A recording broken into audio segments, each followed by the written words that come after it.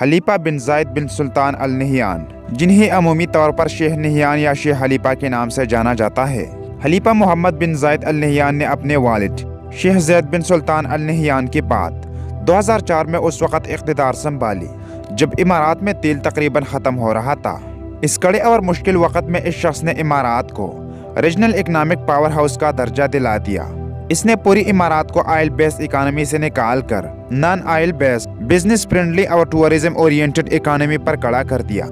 اس بندے نے ماڈرن دنیا کے شانہ بشانہ امریکہ سمیت دیگر ترقی یافتہ ممالک سے تعلقات مضبوط بنائی۔ یہ دبئی اور متحدہ عرب امارات میں تاریخ کے سب سے زیادہ انویسٹمنٹ لے کر آنے والا شخص بھی تھا۔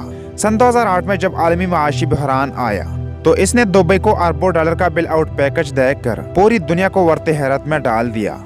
سن 2010 میں انسان کی بنائی ہوئی دنیا کی بلند ترین عمارت برج خلیفہ اس کی اعزاز میں تعمیر کی گئی۔ سن 2018 میں فوربس میگزین نے اسے دنیا کی طاقتور ترین اور اہم ترین لوگوں کی فہرست میں شامل کر لیا۔ اس شخص نے متحدہ عرب امارات کے صحرا کو نہلستان میں تبدیل کرنے کی حیرت انگیز پروجیکٹ لگوائے۔ سیاحت کو فروغ بخشا کی امارات اور دبئی کی صحرا دنیا بھر میں سب سے زیادہ وزٹ کی جانے والی صحرا بن گئی۔ اس شخص نے دنیا کو دکھایا کہ اگر آپ کے پاس خوبصورت گلیشیئر، جھیلی، آبشاری، چشمے اور سرسبز سیاحتی علاقے نہ بھی ہو تو آپ فقط تپتی ہوئی ریت بھی دنیا کو بیچ سکتے ہیں۔ اور آج دنیا بھر کی ٹورزم کمپنیاں متحدہ عرب امارات کو بہترین سیاحتی مقام قرار دینے پر بھی مجبور ہو جاتی ہے۔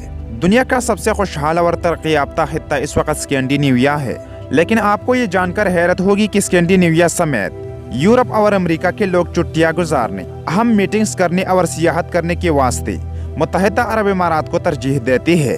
4 جنوری 2010 کو دبئی میں برج خلیفہ کے افتتاح کے موقع پر ان کا نام بین الاقوامی میڈیا پر ابھر کر اس وقت سامنے آیا جب دبئی کے امیر نے افتتاح سے قبل برج دبئی کا نام تبدیل کر کے ان کی اعزاز میں برج خلیفہ کر دیا۔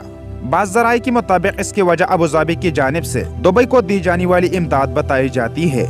24 جنوری 2014 میں شیخ خلیفہ کو فالج کا حملہ ہوا تھا جس سے ان کی صحت کافی متاثر ہوئی تھی۔